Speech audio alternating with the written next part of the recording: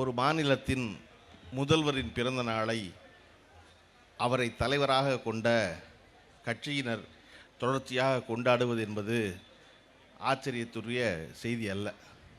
ஆனால் அந்த தலைவரின் பிறந்த நாளை கடந்த ஒரு மாத காலமாக தொடர்ந்து கொண்டாடுவதும் இன்னும் ஒரு மாத காலத்துக்கு தொடர்ந்து கொண்டாடப் போவதும் ஒரு ஆச்சரியகரமான செய்தி. அதைவிடவும் ஆச்சரியகரமான செய்தி, அதன் தொடர்பாக நடத்தப்படும் ஒரு வாழ்த்தரங்கத்திற்கு மாலை 8 மணி அளவில் இத்தனை திரளாய் பெண்கள் வந்து அமர்ந்திருப்பது என்பதுதான் இதில் மிகப்பெரிய செய்தியாக நான் கருதுகிறேன்.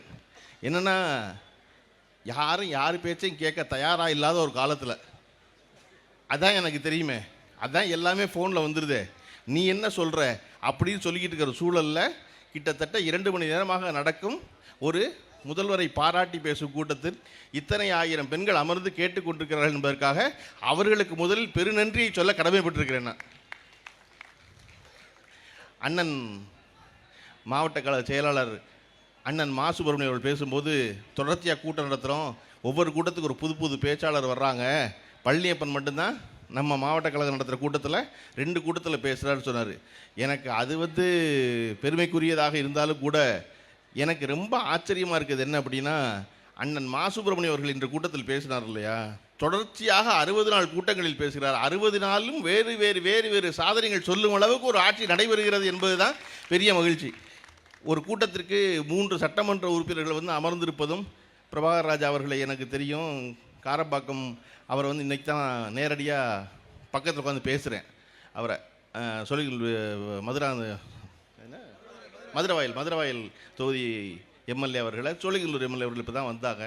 இப்படி சட்டமன்ற உறுப்பினர்கள் எல்லாம் வந்திருந்து, அதாவது மற்ற நாளாக இருந்தால் பரவாயில்ல, சட்டமன்ற கூட்டத்தொடர் நடந்து கொண்டிருக்கும் பொழுது மாலை வேளையில் வந்து கலந்து கொள்வது என்பது இந்த அண்ணன் அமைச்சர் மாசு மேல் இவர்களெல்லாம் கொண்டிருக்கும் அன்பைத்தான் காட்டுகிறது. அதாவது தனசேகரன் அவர்கள் வந்து பேசும்போது குறிப்பிட்டு சொன்னாங்க, வந்து நாங்கள் பூரா காரைக்குடியிலேருந்து வந்தவங்க பூரா சினிமாவுக்கு வந்தவங்க அப்படின்னா, நான் அப்படி வரல, ஏவிஎம்ல கூட்டு வந்தார் அப்படி எல்லாரும் வந்தீங்கன்னு. நான் வந்து ஒழுங்காக படித்து பிஏ படித்து எம்ஏ படித்து முடிச்சதுக்கப்புறம் சினிமா தான் போகணுங்கிற எண்ணத்தோடு வந்து சினிமாவிற்கு வந்து சினிமாவில் செயல்பட்டு கொண்டிருக்கும் போது அதை விடவும் முக்கியம் அரசியல் வேலைகள் என்பதால் சினிமாவை தள்ளி வைத்த அரசியலுக்கு வந்து இப்படி வேறு வேறு வேலைகள் செஞ்சுக்கிட்டேன்னு வச்சுங்களேன். எனக்கு பெரிய மகிழ்ச்சி வந்து நம்முடைய முதல்வர் ஸ்டாலின் அவர்கள் கூட்டத்தை பிறந்தநாள் விழாவை பற்றி பேசுவது என்பது எனக்கு என்ன பெரிய மகிழ்ச்சி அப்படின்னா, ஒரு மனிதனிடம் ஒரு ஆள்கிட்ட போய் நீ உன் ஃப்ரெண்டை பற்றி பேசு அப்படின்னா ஒரு 2 நாள் 3 நாளைக்கு பேசுவான். என் நண்பர்கள் யாரெல்லாம் தெரியுமான். உன்னுடைய ஆசிரியர்களை பற்றி பேசு அப்படின்னா, நல்ல ஆசிரியர்கள் இருந்தால் கூட ஒரு 4 நாள் பேசுவான். அதுக்கப்புறம் ஒரு உறவினரை பற்றி பேசு அப்படின்னா, எங்கள் சித்தப்பா என்ன செஞ்சார் தெரியுமா, மாமா என்ன செஞ்சார் தெரியுமா, அத்தை என்ன தெரியுமா செஞ்சாங்க அப்படி பேசுவோம். தாத்தா பாட்டியை பற்றி பேசுனா கூட 10 நாள் பேசுவான், ஏன்னா சின்ன வயசுலேருந்து வளர்த்ததுனால. ஆனால் அம்மாவை பற்றி பேசுன்னு சொன்னால் சலிப்பின்றி வாழ்நாள் முழுமைக்கும் பேசிக்கொண்டே இருப்பான். ஏன்னா அவன் வாழ்க்கை முழுக்க நிறைந்திருக்கிற பெண் என்பது அவனுடைய அம்மா தான். அப்படி திராவிட முன்னேற்ற கழகத்தைச் சேர்ந்த அத்தனை பேரும் தங்களுடைய தாயாக நினைக்கும் திரு தலைவர் ஸ்டாலின் அவர்களை பற்றி தொடர்ச்சியாக இப்படி கூட்டங்கள் போட்டு தமிழ்நாடு முழுவதும் பேசுவது என்பது ரொம்ப நேசத்திற்குரிய ஒரு தலைவரை பெற்ற தொண்டர்கள் செய்கின்ற காரியமாகத்தான் நான் பார்க்குறேன். எல்லா கூட்டங்களிலும் ஒரு முழக்கம் வைக்கப்படுது, என்னென்னா வெல்வோம் 200 படைப்போம் வரலாறுன்னு. அப்படி ஒரு வரலாறு வந்து படைப்போம் அடுத்த ஆண்டு வரப்போகும் சட்டமன்ற தேர்தலில். அந்த சூழலை நம்ம முக்கியமாக கவனிக்க வேண்டியது, இந்தியாவில் நமக்கு இருக்கிற தமிழ்நாட்டுக்கு ஒதுக்கப்பட்டிருக்கிற பாண்டிச்சேரி உட்பட ஒதுக்கப்பட்ட 40 எம்பி தொகுதிகளில் குறை வந்து விடுமோ அப்படிங்கிற அச்சம் முதல்ல மக்கள் தொகை வாக்கெடுப்பை வச்சு நடந்துடுமோன்னு நினச்ச போது நடக்க வாய்ப்பு இல்லை. ஏன்னா இந்தியாவில் 1973 இந்த எண்ணிக்கை மாறாமல் இருக்குது. அது தெரிஞ்சுக்கணும்ல முதல்ல என்ன வரலாறுன்னு. 1973 மாறாமல் இருக்குது. 2021 வாக்கெடுப்பு கணக்கெடுப்பு நடத்தியிருக்கணும், கொரோனாவால் நடத்தாமையே எண்ணிக்கை குறைஞ்சிருமோன்னு சொன்ன உடனே நம்முடைய முதல்வர் அவர்கள் மார்ச் மாதம் 5ஆம் தேதி இந்தியாவில் இருக்கும் பல்வேறு மாநில முதல்வர்களுக்கும் தலைவர்களுக்கும் ஒரு அழைப்பு விடுகிறார். ஒரு அனைத்து கட்சி கூட்டம் நடக்குது. கூட்டத்தின் முடிவில் தீர்மானம் நிறைவேற்றப்படுகிறது, மற்ற மாநிலத்திலிருந்து எல்லாரும் கூட்டம் நடத்துவோம்னு. மார்ச் 5ஆம் தேதி நிறைவேற்றப்பட்ட தீர்மானம் அன்று வேலை தொடங்குகிறது. முதல்வருடைய வழிகாட்டுதலில் அமைச்சர்கள் அத்தனை பேரும் பல்வேறு மாநிலங்களுக்கு சென்று பல்வேறு தலைவர்களை பார்க்கிறார்கள். மிகச் சரியாக 15 நாளில் சென்னையில் இந்தியாவில் இருக்கும் 22 கட்சி தலைவர்கள் ஒன்று கூடி முதல்வர் தலைமையில் இந்த ஒன்றிய அரசுக்கு எதிராக ஒரு கூட்டம் நடத்துகிற சாதனை இருக்குல்ல. அண்ணன் சொன்னாங்க, மாசூரன் என்ன வெல்வோம் 200 படைப்போம் வரலாறுன்னு.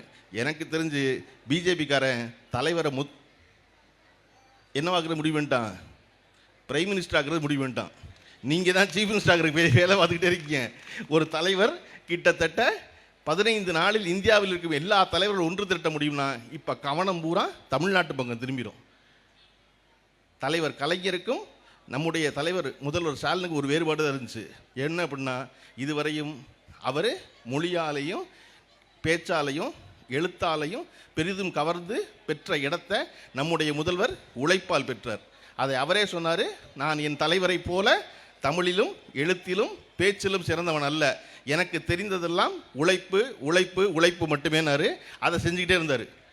கலைஞரை பற்றி என்ன பேசப்பட்டதுன்னா, இந்தியாவில் கலைஞர் தான் எப்பொழுதும் செய்தியாக இருப்பார்னு, கலைஞர் தான் செய்தியை உருவாக்குவார்னு. அந்த இடத்த எந்த தலைவன் அடையலை. இப்போ அந்த இடத்த தொட்டிருக்காரு முதல்ல நம்முடைய தலைவர் ஸ்டாலின் அவர்கள். கடந்த 10 நாட்களாக இந்தியாவின் செய்தியாக திரு ஸ்டாலின் அவர்கள் தான் இருக்கிறார்கள். ரூபாயின்னு மாற்றின தொடங்கி அனைத்து கட்சி கூட்டம் வரைக்கும். அப்போ இப்படி வேலை செய்கிற ஒருவரை கொண்டாடி பிறந்தநாள் வாழ்த்து சொல்லி பாராட்டுகிறோம்ல, ஏன் இது இவ்வளோ அவசியமாக இருக்குது, ஏன் இதெல்லாம் செய்ய வேண்டியிருக்கு அப்படின்னா, இந்த மாநிலத்தை மதவாதம் பற்றி கொள்ளாமல் காப்பாற்றி கொண்டிருக்கிற ஒரு முதல்வராக இருப்பதால், தலைவராக இருப்பதால் கொண்டாடுறோம். உங்களுக்கு உதாரணம் சொல்லணும்னா, மகாராஷ்டிராவில் அவுரங்கசீப்னு ஒரு செத்து போன மண்ணை நம்மெல்லாம் பழசு படிச்சிருப்போம். அவுரங்கசீப்னு அவர் இருந்த பேரால் அவுரங்காபாத்னு ஒரு ஊர் இருந்துச்சு. அந்த அவுரங்காபாத்துக்கு பாரதிய ஜனதா கட்சி பேர் மாற்றினுச்சு. பேர் மாற்றினதுக்கப்புறம் அது சத்ரபதி சாம்பாஜி நகர்னு பேர் மாற்றப்பட்டுச்சு. அதன் பிறகு இப்போ சாவான்னு ஒரு ஹிந்தி படம் வந்துச்சு. அது சிவாஜி, மன்னன் சிவாஜியை பற்றி பேசுனுச்சு. அந்த படத்தை பற்றி, சினிமாவை பற்றி மகாராஷ்டிரா சட்டசபையில் பேச்சு நடக்குது. பேச்சு நடக்கும் பொழுது அங்கு இருக்கும் அவுரங்கசீபினுடைய சமாதியை அகற்ற வேண்டும்னு முதல்ல பஜ்ரங் தள்ளும் விஸ்வ இந்து பரிஷத்து பேசுது. விஸ்வ இந்து பரிஷத்து பேசினா, அப்பா இதெல்லாம் பேசாதீங்க அப்படின்னு சொல்ல வேண்டிய ஒரு மாநிலத்தின் முதல்வர், மகாராஷ்டிராவின் முதல்வர் ஃபட்னாவிஸ், ஆமாம் அதை அகற்றுவோம்னு பேசினார். அகற்றோன்னு பேசினது விளைவாக மகாராஷ்டிரா தன்னுடைய அமைதி குலைந்தது. நாங்கள் ராமர் கோயில் கட்டியதை போல, பாபரி மசூதியை இடித்தது போல அவுரங்கசீபுடைய மசூதியை இடிப்போம்னு சொல்லி மாநிலம் தழுவிய ஒரு போராட்டத்தை விஸ்வ இந்து பரிஷத்தும் பஜ்ரங் தள்ளும் பாரதிய ஜனதா கட்சியின் ஆதரவோடு அறிவிக்குது. இன்னைக்கு நாக்பூர் பற்றி எரிந்து கொண்டிருக்கிறது. அங்கே தடை உத்தரவு விதிச்சிருக்காங்க. ஒரு மாநிலம், உங்களுக்கு எளிதாக புரியறதுக்கு சொல்கிறேன், எப்படி சென்னை, திருச்சி, திருநெல்வேலி இருக்கோ அப்படி மகாராஷ்டிராவில் மும்பை, நடுவில் அவுரங்காபாத், கடைசி ஓரத்தில் நாக்பூர், இப்படி குறுக்கு இழுத்தோம்னா 700 கிலோமீட்டர் வரும். 700 கிலோமீட்டர் மொத்தமும் மகாராஷ்டிரா பற்றி எரிவதற்கான வேலையை பஜ்ரங் செய்யுது. பிஜேபி அதை ஆதரிக்குது. அப்படி ஒரு சூழல் தமிழ்நாட்டில் மதுரையில் திருப்பரங்குன்றத்தில் ஏற்பட்ட பொழுது பொத்து நாப்பில் 1000 பேரை வச்சு ஊரை விட்டு வெளியேற்றி இந்த மாநிலத்தின் நிம்மதியாவது மக்கள் வாழ்வதற்கான வாய்ப்பை திரு ஸ்டாலின் அவர்கள் ஏற்படுத்தினார் இல்லையா? அதுதான் ரொம்ப முக்கியம். மலை மேலே மசூதி இருந்துச்சு, தர்கா இருந்துச்சு, மாத்துன்னு சொல்கிறதெல்லாம் டே அதெல்லாம் உன் வேலையை பாரு, அது ரொம்ப நாள் அங்கே இருக்குது, அது இருக்கும், நீ போ அப்படின்னு சொல்லி அனுப்புறது இருக்கு இல்லையா? அப்படி இங்கே எந்த மதவாத சக்திகளும் தலை தூக்காமல் இந்த தமிழ்நாட்டு மக்கள் சகோதர எண்ணத்தோடு தொடர்ச்சியாக வாழ்வதற்கு தலைவர் ஸ்டாலின் அவர்கள் ஒரு காரியத்தை செய்கிறார் என்றால், தமிழ்நாட்டு மக்களும் அதற்கு அவ்வளவு உறுதுணையாக இருக்கிறார்களே ஏன் என்ற கேள்வி இருக்கிறது. தமிழ்நாட்டு மக்கள் சொல்லணும்ல, மற்ற மாநிலத்துக்கு எல்லாம் கேட்கறனால பிஜேபி என்ன சொன்னாலும் தமிழ்நாட்டில் ஏன் பிஜேபி சொன்னால் கேட்க மாட்டேங்கிறான், போப்பா எனக்கு தெரியுமான்னு சொல்கிறானே ஏன்? அப்படி ஏன்னா நம்ம இங்கே கடந்த 70 ஆண்டு காலமாக தொடர்ச்சியாக படிப்பு முக்கியம், படிப்பு முக்கியம், படிப்பு முக்கியம், எல்லாரையும் படிக்க வச்சிருக்கிறதுனால அவன் சொல்கிறான் போப்போம் வேலையை பார்த்து எங்களுக்கு தெரியும், நாங்கள் பார்த்துக்கிறோம் அப்படின்னு. தமிழ்நாட்டில் மட்டும் பாரதிய ஜனதா கட்சியின் எந்த செயல் திட்டமும் செயல்பட மாட்டேங்குது, எந்த துரோக திட்டமும் செயல்பட மாட்டேங்குது, எந்த விஷம பிரச்சாரம் ஈடுபட மாட்டேங்குது. அண்ணன் மாசுபிரமணியன் அண்ணன் பல கூட்டம் நடத்தும்போது ஒரு கூட்டத்தில் ரங்கராஜ் பாண்டேவை கூப்பிட்டு கூட்டம் நடத்திட்டார். அவ்வளோ பேர் சோஷியல் மீடியாவில் அலறிட்டான். ரங்கராஜ் பாண்டேலாம் ஒரு ஆள், அண்ணன் கூப்பிடலாமா மாசுபிரமணியன்? அண்ணன் நான் சொல்கிறேன், கூப்பிட்டேன், சரி நம்ம கூப்பிடணும். அங்கே தான் நம்ம மேன்மையான ஆளாகிறோம். நம்ம என்ன ஆகிறோம், எங்கிட்ட எதிர்த்து பேசுகிற கருத்து இருக்குது, நீ வா நல்லா கடைவிரி சொல்லு. என்ன சொன்னார் அவர் கடைசியில் மேடையில் அழுது புலம்பிட்டு போனார், நீங்கள் எல்லாம் நல்லா இருக்கீங்களே அப்படின்னு. வயிறு தவிர ஒன்றும் செய்ய முடியாது. நீ வேற என்ன செய்வ? உங்கள்கிட்ட கருத்து இருக்கா? அது எங்கேருந்து வந்தது? மா சுப்பிரமணியம் அவர்களுக்கு தெரியுமா? அது இப்போ இந்த படம் தான் அவ்வளோ இல்லை, அது பெரியார் கிட்டது வந்தது. பெரியார் எதிர்த்து பேசினா ஒருத்தனை வா மேடை போடும்போது, பெரியார் போல எதிர்கருத்து பேசியவனை மேடையில் அமர வைத்து பேச வைத்த ஆளே உலகத்தில் கிடையாது. பெரியார் ஆதரித்து பேசுகிறவரோட எதிர்த்து பேசுகிறால மேடைக்கு கூப்பிடுவார். பேசி முடிச்சுட்டு அதுக்கு மாற்றா நம்மக்கிட்ட என்ன கருத்து இருக்கோ அதை பேசுவார். அதை போல் ரங்கராஜ் பாண்டே மட்டும் இல்லைறேன், முடிஞ்சால் அண்ணாமலையும் ஒரு கூட்டத்தை கூப்பிட்டுருங்க. இது ரங்கராஜ் பாண்டே சின்ன அண்ணாமலை, அண்ணாமலை பெரிய ரங்கராஜ் பாண்டே, அவ்வளோதானே. ஏன்னா வந்து பேசிடுவார் அண்ணாமலைங்க வந்து. அப்போ பேசுனா பேசட்டும், கேட்போம். என்ன பேசிடுவார் அவர்? மேடைக்கு வந்து சொல்லிடுவாரா நீங்கள் 3வது மொழி படிங்கன்னு? அது பதிலுக்கு மாசுபுரனை பேசும்போது சொல்லுவார்ல கடைசியில், நாங்கள் 3வது மொழி படிக்கிறோம் அப்படின்னு. உனக்கு தெரிஞ்ச 3வது மொழி சொல்லு நீ முதல்ல அப்படின்னு. இந்தியாவில் யாருமே படிக்க மாட்டாங்களா 3வது மொழி? நம்ம பிள்ளை மட்டும் 3வது மொழி படிக்கணுமா? நான் எளிதாக புரிய சொல்கிறேன். பெண்கள் இவ்வளோ பேர் கூடியிருக்கீங்க. நம்ம படிப்பை ஆரம்பித்தது 100 வருஷத்துக்கு முன்னாடி. 100 வருஷத்துக்கு முன்னாடி கொண்டு போய் சின்ன பள்ளிக்கூடத்தில் விட்ட பொழுது நமக்கு படிப்பு 2 தான். என்ன பாடம்? ஒன்று தமிழ், கீழே மண்ணை கொட்டி ஆனா ஆவனான்னு எழுதுறது. 2வது நம்பர், எண். அதனால தான் எண்ணும் எழுத்தும் கண்ணன தகும்னா 2 தான் படித்தோம். புள்ள 5வது வரையும் 12 வயசு வரைக்கும் நம்பரும் லெட்டர் தான் படிச்சிச்சு, மொழியும் எண்ணும் தான் படிச்சிச்சு. இது 2 தான் படிச்சு. அதுக்கப்புறம் 12 வயசுக்கு அப்புறம் மெதுவாக வரலாறு சொல்லிக் கொடுத்தோம். அப்புறம் புவியியல் சொல்லிக் கொடுத்தோம், ஜாகிரஃபி சொல்லிக் கொடுத்தோம். அப்புறம் பௌதிகம் சொல்லிக் கொடுத்தோம், இயற்பியல் சொல்லி கொஞ்சம் கொஞ்சமாக படித்தோம் சப்ஜெக்டாக. இன்றைக்கி என்ன பண்ணுறோம்? 5வது படிக்கிற பிள்ளைக்கே ஃபிசிக்ஸ் சொல்லிக் கொடுக்குறோம், கெமிஸ்ட்ரி சொல்லிக் கொடுக்குறோம், பாட்னி சொல்லிக் கொடுக்குறோம், ஜுவாலஜி சொல்லிக் கொடுக்குறோம், ஹிஸ்ட்ரி சொல்லிக் கொடுக்குறோம், சிவிக்ஸ் சொல்லிக் கொடுக்குறோம். எல்லாமே 5வது படிக்கிற பிள்ளைக்கே இருக்குது. கரெக்டாக? 5வது படிக்கிற பிள்ளைக்கு ஸ்பானிஷ் சொல்லிக் கொடுக்குறோமா? ஃப்ரெஞ்சு சொல்லிக் கொடுக்குறோமா? வங்காளம் சொல்லிக் கொடுக்குறோமா? ஏன்னா மொழி அறிவு இல்லை, பாடம் தான் அறிவு, பொருள் தான் அறிவு, சப்ஜெக்ட் தான் நாலேஜ், லாங்குவேஜ் நாலேஜ் கிடையாது. அதனால தான் இன்றைக்கி இந்த பட்ஜெட்டில் நம்ம வந்து ஆர்டிஃபிஷியல் இன்டெலிஜென்ஸ் சொல்லிக் கொடுக்க போகிறோங்கிறத பிரபாகர் ராஜா எம்எல்ஏ அவர்கள் பெருமையாக சொல்வதற்கான காரணம், நாங்கள் இன்னொரு பாடம் சொல்லிக் கொடுக்குறோம் பிள்ளைக்கு. அந்த புள்ள தெரிஞ்சிக்க வேண்டியது பாடத்தை தான், மொழி இல்லை. அந்த பாடத்தை நல்லா படித்தா பின்னாடி அவசியம் ஏற்படும் போது புள்ள மொழியை படிச்சுக்கும். இன்றைக்கி நம்ம வீட்டில் எல்லா பிள்ளைகளும் வெளிநாட்டுக்கு போயிருக்காங்களே, உலகம் பூரா வேறு வேறு இடத்துக்கு, அதெல்லாம் எப்படி பேசுகிறான்? அங்கே போனதுனால பேசுகிறான். அட ஒன்றுமே வேண்டாம். பீகார்லேருந்து இங்கே டேபிள் துடைக்க வந்தான்ல, அவங்ககிட்டலாம் நம்ம இந்தியா பேசுகிறோம், அவன் தானே தமிழ் பேசுகிறான். அவன் என்ன மும்மொழி கொள்கையில் அங்கே தமிழ் படிச்சுட்டு வந்தானா? தமிழ்நாட்டுக்கு போனால் நல்லா டேபிள் துடைக்கலாம், தமிழ் தெரிஞ்சான் துடைப்போம். நான் வந்தாவன் வழி இல்லை, பிழைக்க வந்தான், வந்த இடத்துல வேலை செஞ்சான், வேலை செஞ்ச இடத்துல அந்த மொழியை கற்றுக்கிட்டா தான் நம்மளை வச்சுருப்பாங்க தெரிஞ்சுக்கிட்டு அவன் இந்த மொழியை படித்தான். சரியா? அப்படி எவனுக்கு தேவையோ அப்போ அந்த மொழியை படிக்க போகிறோம். தேவையில்லாமல் நாங்கள் உங்கள் வீட்டு பிள்ளைகள் அரசு பள்ளியில் படிக்கிற பிள்ளை ஹிந்தி படிக்க வேண்டாமா, 3வது மொழி படிக்க வேண்டாமா அப்படின்னு கேட்டால் படிக்க வேண்டான்னு சொல்லுங்கள். படிக்கவே வேண்டாம். நம்ம வந்து பேரறிஞர் அண்ணா சொல்லி கொடுத்த நமக்கு இருமொழி கொள்கை இருக்கிறது. நமக்கு வந்து தமிழும் ஆங்கிலமும் இந்த மாநிலத்தில் மிக வளமையாக இருக்கிறது. அதனால எங்களுக்கு 3வது மொழி வேண்டாம். வேணுங்கிறால் யார் வேணாலும் படிச்சுக்கலாம். இங்கே இந்தி பிரச்சார சபை இருக்குது, ஃப்ரெஞ்சு கிளாஸ் இருக்குது, யார் வேணால் படிச்சுக்கலாம். பள்ளிக்கூடத்தில் ஒரு மொழியை சேர்ப்பது என்பது அந்த பிள்ளைக்கான சுமை. தேவையில்லாமல் ராத்திரி உட்காந்து வீட்டில் யார் சொல்லிக் கொடுப்பா அந்த பாடத்தை? எங்கே போய் படிக்க அந்த புட்டத்தை? அப்போ அது தேவையில்லை. இங்கே பொருள் தான் அறிவு, சப்ஜெக்ட் தான் அறிவு. ஆர்டிஃபிஷியல் இன்டெலிஜென்ஸ் போல், டேட்டா சயின்ஸ் போல் அதை சொல்லிக் கொடுக்குறது தான் வழி. அதை சொல்லிக் கொடுப்பதற்கு தமிழ்நாடு அரசு இன்று தொடங்கலை. இந்த பழக்கம் எங்கேருந்து ஆரம்பிச்சிச்சு அப்படின்னா நீதி கட்சியிலிருந்து தொடங்குகிறது. நான் வந்து இந்த திராவிட மாடல் அரசின் அனைத்து சாதனைகளையும் சொல்லி இந்த ராத்திரியை சிவராத்திரியாக்க விரும்பலை. நான் இந்த ராத்திரி 9 மணிக்கு முடிச்சு வீட்டுக்கு போகணுன்னா நம்ம ஒரு சாதனையை பேசினா போதும். அதில் முக்கியமானது எல்லாருக்குமான கல்விங்கிறது.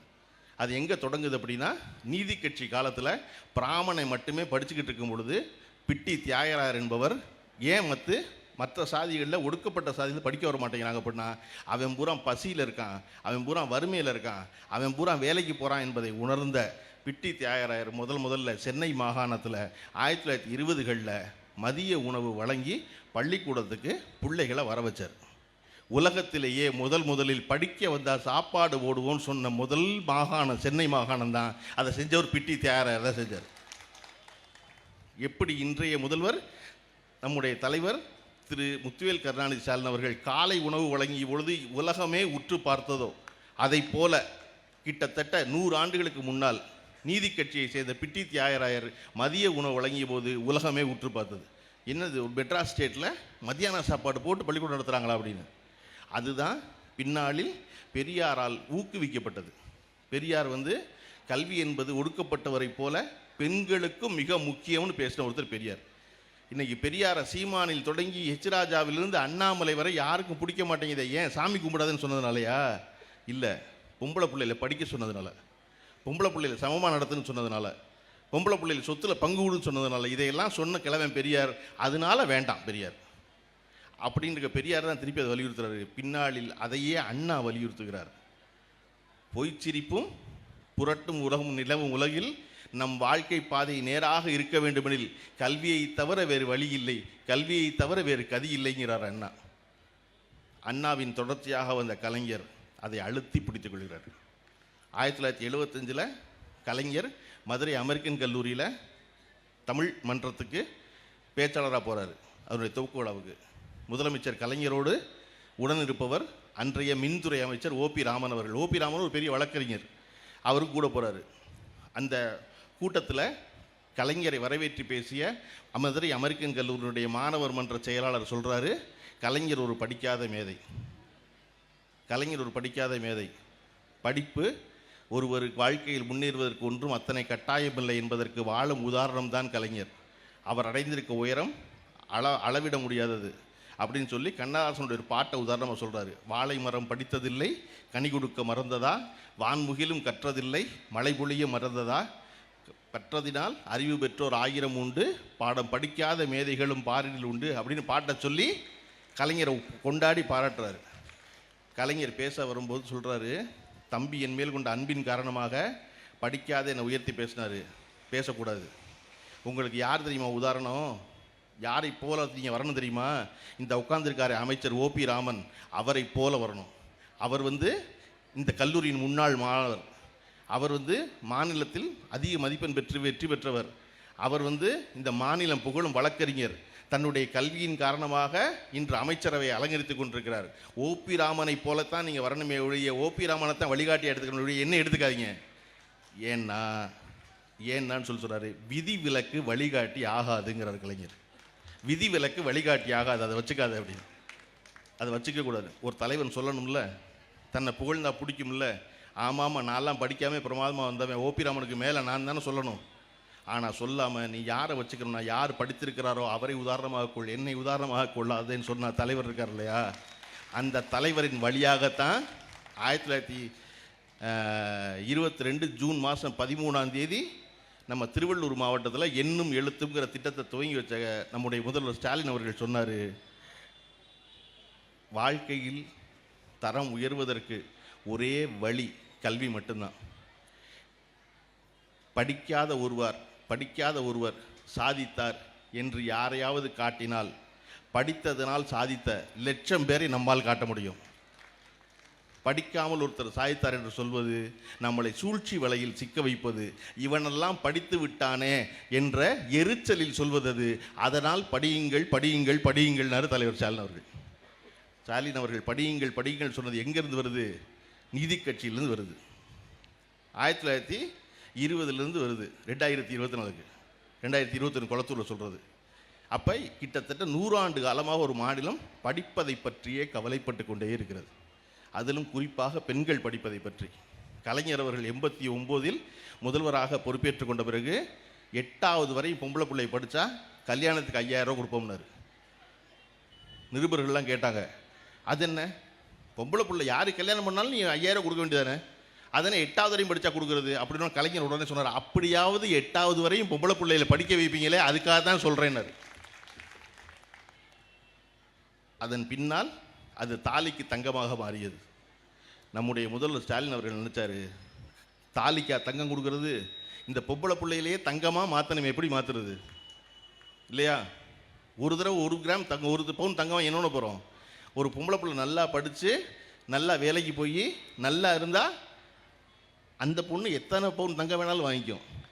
அப்போ 6வதுலேருந்து 12வது வரையும் அரசு பள்ளியில் படித்தா அந்த பெண்களுக்கு எவ்வளவு படித்தாலும், எவ்வளவு நாளைக்கு படித்தாலும், படிப்பு முடியும் காலம் வரை மாதம் 1000 ரூபாய் அறிவித்த ஒரே ஒரு மாநிலம் தமிழ்நாடு தான். இன்னைக்கு பெண்களுக்கான பேருந்து பயணத்தை பற்றி அமைச்சர் அவர்கள் புள்ளிவிவர கணக்கெல்லாம் சொன்னார். நீங்கள் வந்து அந்த பேருந்து பயணம் எவ்வளோ பெரிய மாற்றத்தை, அதாவது இத்தனை கோடி பேர் பயணம் செய்கிறார்கள் என்பது வேறு. அந்த பேருந்து பயணம் என்ன மாற்றத்தை தெரியுமா வாழ்க்கையில் ஏற்படுத்தும்? இந்த கேகே நகரில், இந்த எம்ஜிஆர் நகரில் இருக்க ஒரு காலேஜ் படித்த ஒரு பொண்ணு, காலேஜ் படிக்கிற ஒரு பொண்ணு சாயந்தரம் இங்கே இருக்க ஒரு ஃபேன்சி ஸ்டோரில் வேலை செய்யணும்னு நினைக்குது. வேலை செஞ்சால் எம்ஜிஆர் நகரில் என்ன சம்பளம் கொடுப்பார்? ஒரு ஃபேன்சி ஸ்டோர் கடைக்கார முதலாளி ஒரு 7,000 சம்பளம் கொடுப்பார், ஒரு 8,000 சம்பளம் கொடுப்பார். அவ்வளோதான் கொடுக்க முடியும், எவ்வளோ வியாபாரம் நடக்கும். அந்த பொண்ணு இங்கேருந்து கிளம்பி டி நகருக்கு வேலைக்கு போணுச்சுன்னா, பாண்டி பஜாருக்கு வேலைக்கு போணுச்சுன்னா, அதே வேலைக்கு சேல்ஸ் கேர்ள் வேலைக்கு இங்கே 8,000 சம்பளம், அங்கே 10,000 ஆயிரும். அங்கே 10,000 ஆயிரமா, 2,000 கூட கொடுப்பாரு அங்கே இருக்கன்னு. ஏன்னா அங்கே வியாபாரம் கூட நடக்கும், கடை பெரிய கடை, அதனால ஈஸியாக 10,000 கூட கொடுப்பாரு. ஆனால் இங்கே இருக்க அப்பா என்ன சொல்லுவார்? சுமதி, நீ எதுக்கு இங்கே எம்ஜிஆர் நகர்லேருந்து பாண்டி பஜாருக்கு போகிற? பஸ்ஸுக்கே 1,500 ஆயிரும், சரியாக போச்சு, அதுக்கு பேசாமல் இங்கேயே வேலை பார்த்தேன்னா நம்ம அண்ணன் கடை, சீக்கிரம் வீட்டுக்கு வந்தாலும் அப்படிப்பார். இப்போ பேருந்து இலவசமாக ஓடணுன்னு அந்த பொண்ணு என்ன சொல்லுவானா, அப்பா கூட 2,000 கிடைக்கும், பஸ்ஸு சும்மா ஓடுது, நான் டி நகரில் போய் வேலை பார்த்துட்டு வரேன். அந்த பொண்ணு கிளம்பி டி நகருக்கு போவா. எம்ஜிஆர் நகர்லேருந்து டி நகருக்கு போன பொண்ணு டி நகரோடு நிற்பாளா? டி நகருக்கு போன பொண்ணு அங்கேருந்து அடுத்த வேலை கிடச்சி சென்னையை விட்டு பாம்பேக்கு போக பாப்பா. இதுக்கிடையில் படிப்பு முடியும், படிப்பு முடிஞ்சு அவளுடைய மேற்படிப்பை நான் பாம்பேயில் படிச்சுக்கிட்டே வேலை செய்கிறேன்னு படிக்க பாம்பேக்கு போய் வேலையை பாம்பேயில் பார்ப்பா. பாம்பேயில் வேலை செய்கிற பொண்ணு படிச்சுக்கிட்டே இருக்க, அடுத்து என்ன செய்வா? மேற்படிப்புக்கு அங்கேருந்து ஃப்ரான்ஸுக்கு போவா. அப்போ ஒரு இலவசமாக ஒரு பேருந்து ஓட்டுவதால் ஒரு பெண்ணின் வாழ்க்கை எம்ஜிஆர் நகர்லேருந்து ஃப்ரான்ஸுக்கு மாறிடும். அப்படின்னா அதனால தான் பொண்ணை படிக்கணும், அதனால தான் அதுக்கு பஸ்ஸு விடுவோங்கிறோம். ஏன் பொம்பளை பிள்ளையை படிக்கணும்னு அரசு கவலைப்படுது? ஒரு ஆம்பளை பிள்ளை படித்தா அவன் மட்டும் படித்தவனாக இருப்பான், ஒரு பொம்பளை பிள்ளை படித்தா அவன் தலைமுறையே படித்த பதவியாகும். பிள்ளைகளை படிக்க வைக்க அவசியம், அது ரொம்ப முக்கியம் இல்லையா? ஒருத்தர் மட்டும் படிப்பதான் முக்கியம். அதனால தான் 6வதுலேருந்து 12வது வரையும் அரசு பள்ளியில் படித்தா மாதம் 1000 ரூபா தர்றோம். சரி, 11, 12 படிக்கலை, 10வது வரையும் தான் படிச்சிருக்கோம், டிப்ளமோக்கு தான் போகிறோம், ஐடிஐக்கு தான் போகிறோம், அப்படின்னா பரவாயில்ல. 10வது வரையும் படித்து டிப்ளமோ படிக்க போகிறீங்க, பாலிடெக்னிக் படிக்க போகிறீங்க, அப்படின்னாலும் 1000 ரூபா பொம்பளை பிள்ளை படிக்கிற கொடுக்குறோம். எனக்கு எம்ஜிஆர் நகர் மாதிரி இடத்துல பேசுவது என்ன தெரியுமா பெரிய மகிழ்ச்சி? இந்த ஏரியாவில் இருக்க பெண்கள் எல்லோரும் பார்த்தீங்கன்னா ஒரு பழக்கம் உண்டு, பிள்ளைகளுக்கு சோறு ஊட்டுறதுக்கு ரோட்டுக்கு வந்துடுவாங்க. நீங்கள் ராஜாண்ணாமலைபுரத்துலையோ ஆழ்வார்பேட்டையில பார்க்க முடியாது, ஃப்ளாட்டுக்கு உள்ளே வச்சு அவங்க ஊட்டுவான். ஆனால் எம்ஜிஆர் நகரில் ரோட்டில் வந்து வேடிக்கை காமிச்சிட்டு பிள்ளைக்கு சோறு ஊட்டுவாங்க. என்னப்பா பிள்ளைக்கு சோறு ஊட்டுறது, வேடிக்கை காமிச்சு சோறு ஊட்டுற விஷயமா அப்படின்னா அதில் ஒரு விஷயம் இருக்குது. அந்த அம்மா என்ன பண்ணுவான்னா, தன் பிள்ளைக்கு மட்டும் சோறு ஊட்ட மாட்டா, பக்கத்து வீட்டு பிள்ளை பக்கத்தில் வந்து சீலையை பிடிச்சி இழுக்கும், அந்த பிள்ளைக்கு ஒரு வாய் சோறு ஊட்டுவாள். கிண்ணத்தில் சோறு கொண்டது தன் பிள்ளைக்கு ஊட்டத்தான், ஆனால் பக்கத்தில் ஒரு பிள்ளை வேடிக்கை பார்க்குது, வேடிக்கை பார்க்குற பிள்ளைக்கு சும்மா விடக்கூடாது, அதனால அதுக்கு ஒரு வாய் ஊட்டுவா.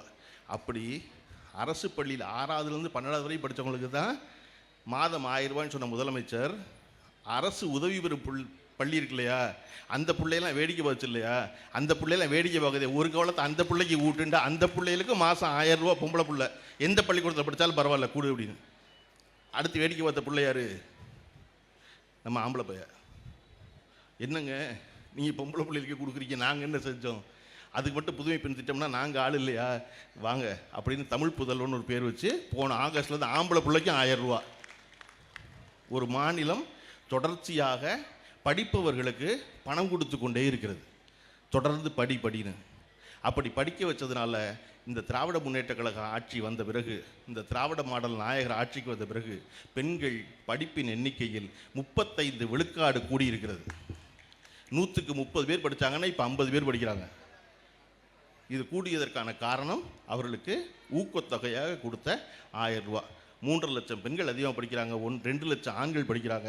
இவ்வளவு பேர் படிப்பதற்கான காரணம் இந்த அரசு அதை பற்றி கவலைப்படுகிறது. உங்களுக்கு ஒரு எளிய கணக்கு சொல்லிடுறேன்.